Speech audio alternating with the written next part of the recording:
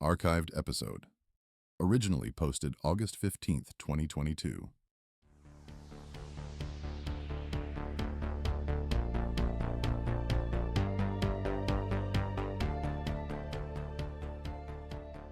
So it's been 6 months since I last posted an episode, and for that, I have a very good explanation.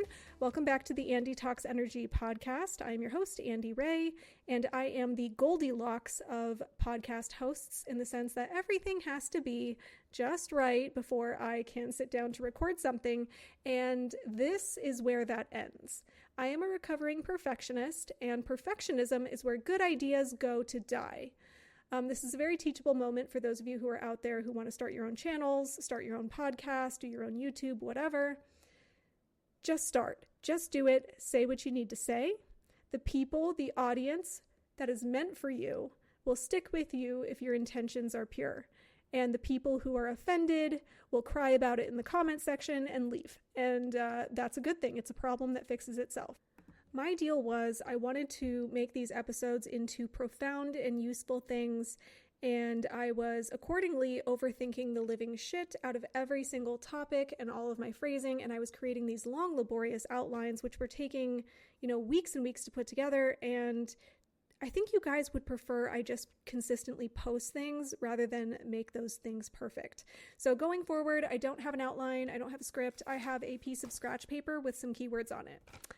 We're just going to wing it harder than we've ever wung it before, and this will give me a lot more space to do my tangents. I know how much you guys enjoy my tangents from my TikTok lives, and we can cover more intellectual ground. So not as much deep diving, but a lot more material covered. Like today, we are going to talk about psychic kids. Not a week goes by when someone isn't emailing me or asking me in a TikTok live, hey, my kid did this weird thing. Do you think they're psychic? How can you tell if a kid is a psychic or a medium? And these are good questions to ask. And I always applaud parents for actually paying attention to their kids, A+. But yeah, I'm going to talk all about how, what criteria really identifies a kid as a psychic or a medium versus just the normal amount of sensitivity to energy that kids typically have. And to be clear, I don't have any kids, but I was a psychic kid, and on top of it, I'm a professional evidential psychic and medium, so I'm speaking not just from theory, but also from hindsight. But first, we have a client testimonial. And this is actually from a mini read I think I did in a TikTok live, and we're going to call this individual Miss M. And this review was actually sent to me back in July, and that goes to show you I am paying attention to things that people send me, even if I don't post them immediately. So thank you guys for writing up your nice testimonials. And here it goes. Miss M says, I know you won't specifically remember me. Actually, I do. But I've had a couple of readings and come to your lives. You asked me if I had something catastrophic happen to the roof on my house, and I said no, and you told me to watch out for that. On Friday, the huge oak tree in my yard came down on our house. We have to get a new roof and some other damage. I told my husband back in February, and he laughed yesterday and told me, okay, I believe you now. I see a lot of things, and I tell him ahead of time, and then we watch it happen, and we are both in disbelief of where this is coming from, but it's been like this my whole life. So thank you, Miss M, for sending me a little update. Those are so much fun. The roof being destroyed is not fun though, and I know I already told you this, but I am so sorry. Sometimes spirit communication is just letting us know in advance that awful shit's gonna happen, and so we can be mentally prepared for it, basically. I do spend quite a bit of time warning clients about future information that is going to be unfavorable. Sometimes you can avoid it, and sometimes you can't. So RIP to Miss M's roof. On the upside, it does appear that we converted her husband. And for all of you psychic or mediumistic girlies out there, hear me when I say I have extensive experience in telling men things that are going to happen. Having those things happen exactly, and then having them not make the connection between my prediction and the thing that happened. I have gone so far as to write them a note about what was going to happen, having that thing happen, and then having them still think it was a coincidence. That's what's been killing me lately about watching the TV show The Good Witch. And yes, I am watching a Hallmark series. God help me. But it just kills me how everyone in town actually listens to Cassie. It just blows me away. And I actually recorded a couple of examples from my life where I made a prediction and then people blew me off. And then that thing happened and they still did not make the connection between my prediction and the end result. But I deleted those examples. And let me tell you why. And if you are starting your own social media platform, you need to hear this information. Just because you can doesn't mean you should. If you know better, then universal energies are going to expect better from you. And while it is tempting to go full Taylor Swift on people, maybe have a laugh at their expense, it's not cool energetically. So I'm just going to jump to the moral of the story from those examples rather than just telling you the examples. Because just because someone knows me in real life or has dated me doesn't mean that they deserve to be made fun of on a podcast. And while most of these examples are pretty lighthearted and comical, some of them actually were super not funny and very sad. So definitely not going to throw anyone under the bus for the sake of filling airtime. So I'm just going to jump straight to the moral of the story from those examples without telling you the examples. First of all, anything that a man is trying to avoid in his waking life, it will chase him into his dreams. Anything he's trying to escape, he will dream about. And this is probably a pretty tasteless time to plug my ebook about dream analysis, but here we are. It is the straightforward, no-nonsense dream interpretation manual. It is available for instant download from my Etsy shop, and it's 30 pages. It's a very quick read, and a lot of people have told me like they've broken cycles of recurring dreams because they addressed the metaphor in the dream as a message and fixed whatever in their life was prompting the dream. So back on track here, the second thing you need to know about men who do not trust the intuitive hunches of women is that a lot of it has to do with conditioning and how they were raised. I'm not going to say all men, of course, that wouldn't be fair, but I want to say some men, enough men that I have to talk about this, were kind of not raised to view women as advisors or as wise, unless it's their mother. So when a female friend or a partner enters the chat and has some intuitive hunches, men may feel inclined to brush those off because they don't feel as though that information is coming from an authority figure or from someone who they deem as wise. If they did take those hunches seriously, that would imply that women actually know more stuff than them, and that's a very uncomfortable feeling for men who were raised in that way. And if you want to test out how receptive a man will be to intuitive guidance, you can just ask them, hey, what woman do you admire the most in media or pop culture? Who are your female role models besides your mother? You're probably going to hear crickets. And I absolutely hate that I have to talk about that, but it is a matter of health and safety to partner with men who view you as a person and view women as people and who actually respect women as intelligent, sovereign beings. And back to my personal experience, I have definitely lost friendships and pissed some people off by telling them things that they didn't want to hear, but that definitely ended up coming true. So it's a very real issue. If you are a psychic or a medium, watch the company you keep and make sure that if someone doesn't agree with you, that they are at least still capable of being respectful towards you as another human being and as a woman. And if they can't handle that, you know my rule. The first rule of Fight Club is we don't talk about Fight Club. And speaking of the idea of a psychic or mediumship-friendly family unit, I did not have one when I was growing up. And I'm not mad about it. I think it's, weirdly, one of the best things my parents did for me was keep me away from information about mediumship specifically and a lot of like paranormal, ghosty, demony type entertainment. Keeping me away from that kind of information helped me not absorb any misinformation. I was able to walk into mediumship in a very objective way because I didn't have any preconceived notions. Now, I would take in information about spirit communication and kind of paranormal type stuff on my own, but I remained very skeptical. because it's so interesting how everyone in my family had paranormal experiences, but were not interested in seeking answers about them or seeking clarity as to why those things happened. It was the one area of the paranormal that no one wanted to touch.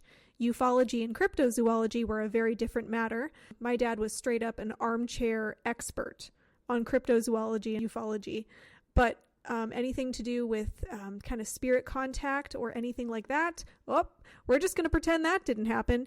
And like I said, that was actually perfect because I didn't receive any misinformation or bullshit.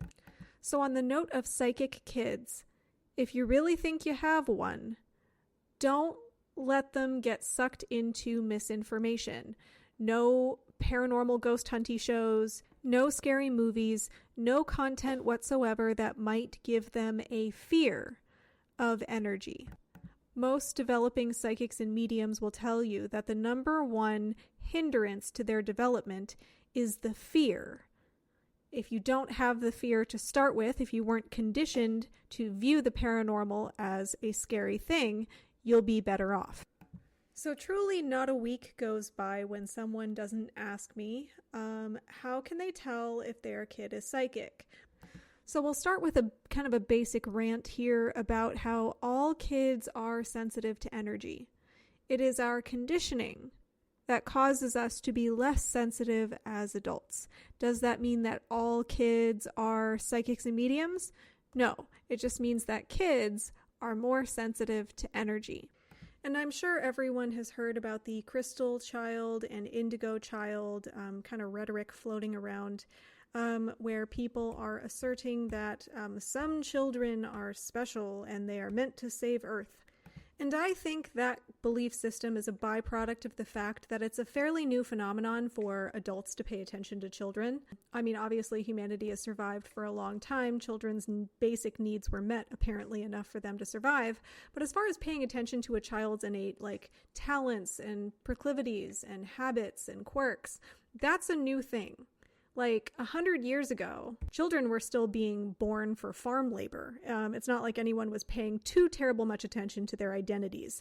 So I think a byproduct of parents having more leisure time, more disposable income, is just that they are paying more attention to their children and realizing that children are innately special. I've also seen the Indigo Child and Crystal Child rhetoric tied in with conversations on neurodivergence and autism and everything in between. And I can't say I see the connection. If a kid had neurodivergence, cognitive differences, autism, etc., and some psychic or mediumistic ability, that would make sense. But I don't think cognitive differences automatically equate to psychic or mediumistic ability. I need to make some more content on this topic, but basically you don't want to try to pin psychic or mediumship ability on any kind of physical factor. I've heard tell that certain moles on your arms will indicate that you're a psychic, or certain lines on your palm will indicate that you're a psychic, or your astrological sign will indicate that you're a psychic, and I have to refute all of those claims. Do not attempt to pin psychic or mediumistic ability on any physical or cognitive trait. Think of the best, most plugged-in evidential mediums on the planet. They are not all the same astrological sign. I'm sure they don't all have the same mole, and really they all seem fairly neurotypical. So I don't think it really makes sense to try to conflate any kind of physical or cognitive difference with psychic or mediumistic ability. I know well-meaning parents will try to kind of create an identity for a child they feel will not be perceived to have a unique identity by the public at large. But again, it's not helpful to try to cultivate an identity in this way. And this is a reminder for everyone that if you do have psychic or mediumship ability, it should not be your whole identity. I know personally I've worked very hard in life to cultivate identity through many other accomplishments and job titles and blah, blah, blah. And, mediumship is a trait I have. It is not who I am. It will affect choices I make, but again, it's not my whole identity. If you feel like your kid is psychic based upon the criteria that I will talk about here later in the episode, encourage them to develop themselves in other areas, academically, athletically. They've got to have other avenues. Not only will it help them blend in for their own safety, but it'll also give them, a more full and complete life. I'm really glad that my abilities did not wake up until my late 20s because it gave me all that time to focus on all these other things and really get to know myself outside of just my connection to spirit. So let's talk about the criteria I would use to decide if a kid was psychic or not. It's the same criteria I would use to evaluate whether or not an adult is psychic or not. And that is precognition, predictive ability. Again, we don't depend on spirits for future information. They dispense that if and when they feel like it. But when someone is coming into their abilities or exhibiting abilities, precognition is a major feature of that. That's what lets you know that the person is not hallucinating, but in fact receiving information from a third-party intelligence. If your kid is talking about things that you know for an absolute fact no one has talked to them about, that happened in the past or are happening currently, that is a sign that your kid might be a psychic or a medium.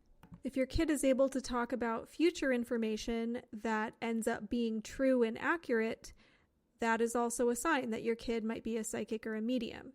This is probably a good time to talk about parental projection. It's an uncomfortable topic. It requires a lot of self-awareness on the part of the parent, but it is absolutely key to supporting a kid who is a psychic or a medium. Sometimes parents will project their own desire to have psychic abilities onto their kid. Those parents who desperately want their kids to be doctors or lawyers? It's the same vibe. Parents who want those abilities for themselves will want their kid to also have them. So they will kind of read too far into fairly innocuous behavior and assume that it is psychic or mediumistic ability. There's also the issue of parental grief. Sometimes if a parent is in their own grief process, they might, again, read too far into the behaviors and commentary of a young child and assume that that child is talking to spirits. When parents are still processing their own grief, I don't think they fully realize how often their child is overhearing them talk about their loved one with other adults or talk on the phone, or looking at photos, even telling the kid about that person. When you are continually introducing the child to the notion of your loved one who has crossed over, they might incorporate that notion into their commentary or into their imaginative play. And, parents will kind of read too far into that because they desperately want contact. Now, if a child is talking about departed loved ones and bringing up information that they could not possibly know, and I mean small details, things that no one would be talking about in front of them, or things about other departed members of the family, and they're talking about future information and information that occurred beyond their perception currently or in the past, then you might have a tiny psychic or medium on your hands. It's got to be a constellation of things. Now let's talk about the things that do not indicate psychic or mediumistic ability in children. Toddlers or young kids, looking into a corner and pointing and laughing. Again, not a guarantee of psychic or mediumistic ability. Kids saying weird cryptic things. Again, not an automatic indicator of psychic or mediumistic ability. Being afraid of the dark, not necessarily an indicator of psychic or mediumistic ability, though if a psychic kid is afraid of the dark, I don't blame them. And speaking of that fear thing again, sometimes even if you don't expose a kid to overtly scary things about the paranormal, if they have real contact experiences, be afraid of them. In which case, children who display legitimate signs of psychic or mediumistic ability need to be taught about boundary setting. As the incarnate person, they have the power. They can set the intention to not be bothered when they are going to go to sleep. And to help them out with that, you can maybe get them a little radio, anything to help them distract themselves to sleep so there's no chance that they will experience some unwanted hypnagogic state spirit contact. The hypnagogic state is the state between sleeping and waking, and that's when most people who are not trained psychics or mediums will experience spirit contact, because it's when they're nice and relaxed right before they fall asleep. And I guess the scientific community would blame that on brain chemistry or just the natural process of falling asleep. But once again, if that input ends up being factual, correct, and confirmable about future events, that's how you know it was spirit contact and coming from an external intelligent source.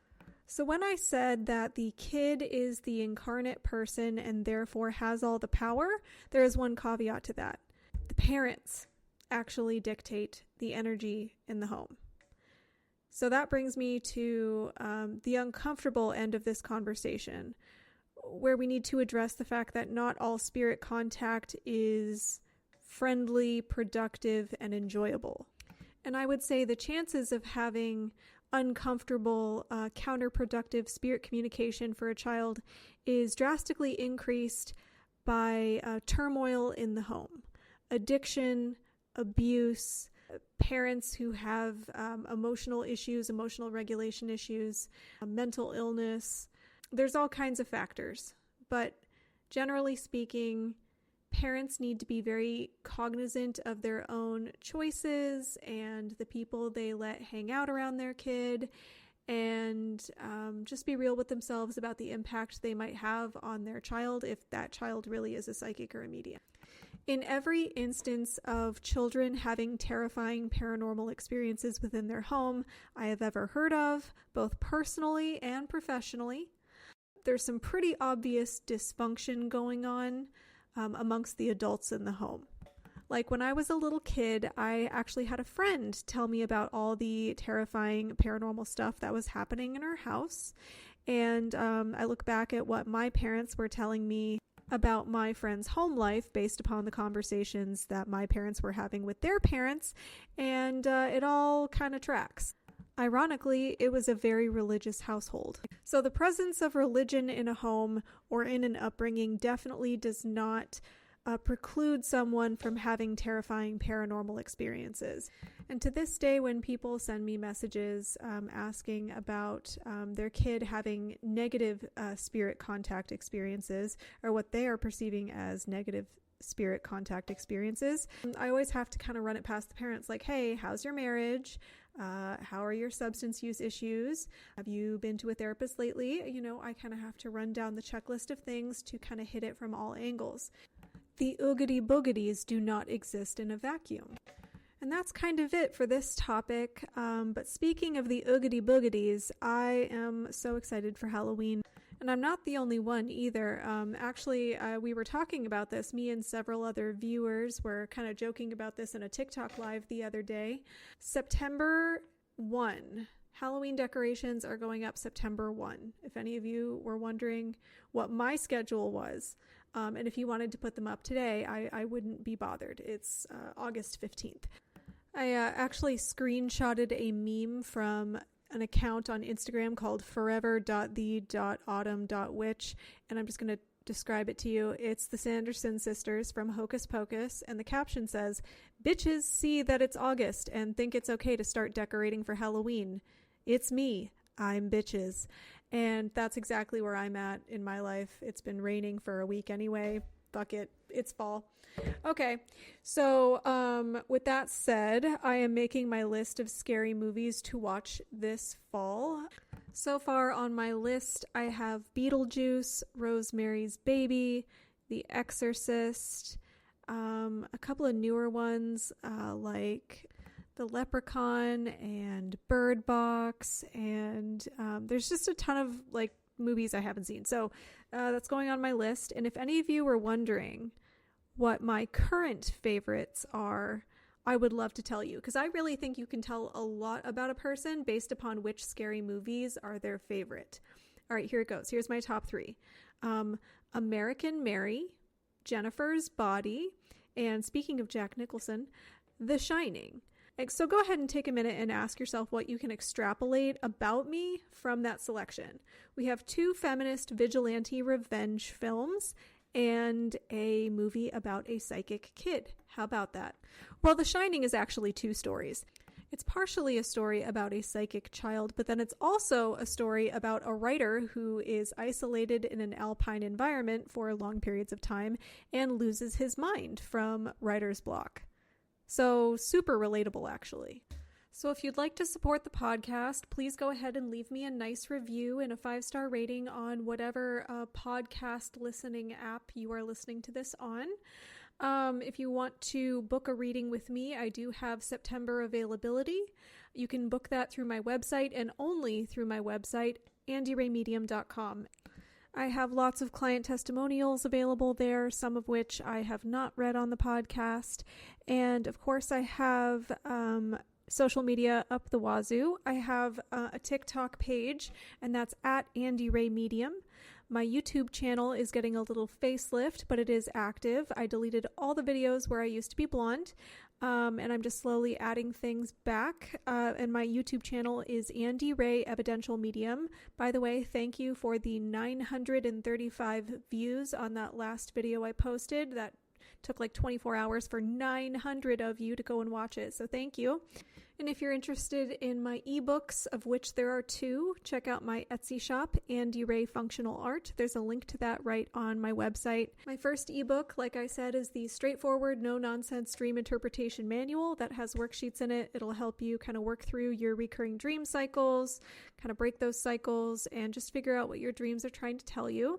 And my other ebook is called New Ways to Say Hello, and that will walk you through the process of connecting to specific loved ones through signs and synchronicities. This is for when, white feathers and cardinals aren't specific enough for you and you would really like to figure out who is trying to get your attention from the great beyond. And reviews for both ebooks are available right there on the Etsy shop. And I also have a more or less neglected and defunct Instagram page. I keep it as a backup in case TikTok gets banned from the United States or in case I get banned from TikTok. And my Instagram handle is Andy Ray Medium. And keep in mind, guys, there are so many fake profiles. Please, please, please be vigilant about fake scammer copycat profiles. They will steal, my content and the content of other legitimate mediums and create a profile that looks like ours and use it to reach out to people through DMs to scam them for money. So I will never, ever, ever DM you. Ever. The only way to schedule with me is through my website, andyraymedium.com. All right, guys, thanks so much. I'll see you on the next one.